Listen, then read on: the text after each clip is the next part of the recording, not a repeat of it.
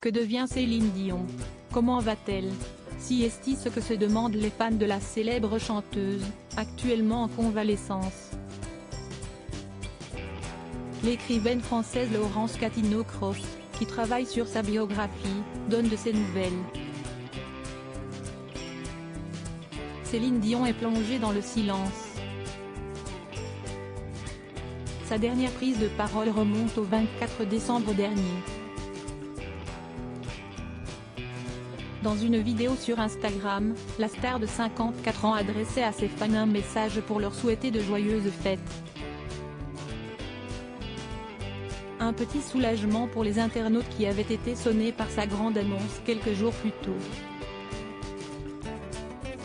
Dans une autre publication sur le réseau social, l'interprète de My Heart Will Go On avait expliqué pourquoi elle ne pouvait pas remonter sur scène.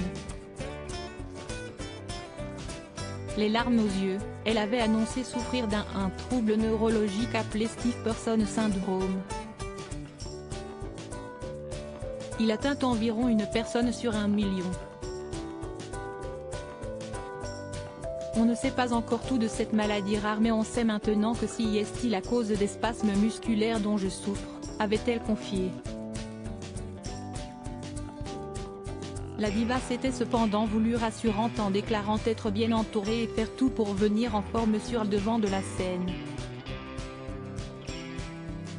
Céline Dion se ressource à la montagne. Je m'entraîne tous les jours avec mon thérapeute en médecine sportive pour gagner de la force et de l'endurance pour me permettre de performer à nouveau. Mais je dois admettre que si est un combat continuel.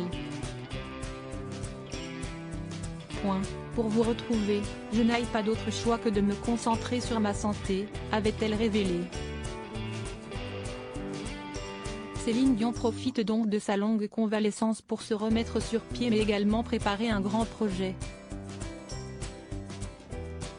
Avec l'écrivaine française Laurence Catino-Cros, elle travaille sur une biographie.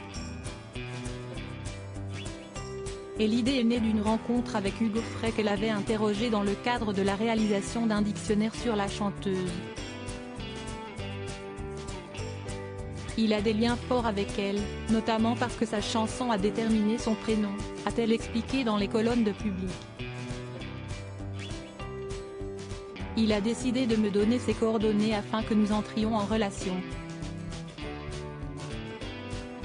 L'idée d'une biographie est née. Devenue très proche de Céline Dion, Laurence Catino-Cros a ainsi donné des nouvelles de la maman de René Charles, Eddie Nelson. Et elle va mieux. En ce moment, elle est dans le Colorado. L'air de la montagne doit lui faire du bien, a-t-elle révélé, en ajoutant qu'elle avait été fragilisée par ses problèmes de voix mais aussi et surtout par la brisure provoquée par disparition de son mari René Angélil. Ça me fait penser à l'abandon vécu par Maria Callas à la suite du départ d'Aristote Onassis, a-t-elle déclaré. Un seul être vous manque.